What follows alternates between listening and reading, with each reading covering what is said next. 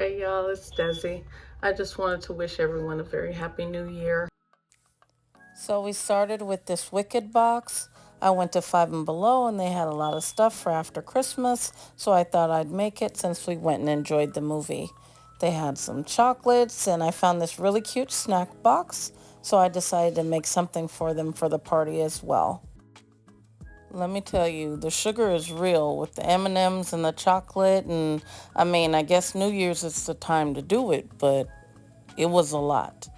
Now those gummies, oh my God, my favorite. I managed to fit everything into this little basket and I just set it on the table with the rest of the stuff we were gonna make. And that brings us to Mama's meatballs. Now, everybody got a meatball recipe, the baby shower meatballs, the party meatballs, the Christmas meatballs, whatever you want to call them. This is the way I make mine. It's quick, it's easy. You just put the ingredients together, melt it down, throw it over some meatballs, and you're good to go.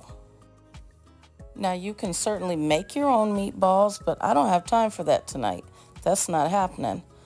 Just throw them on a Hawaiian roll and keep pushing. I also fried some chicken because you know Brooklyn don't eat nothing.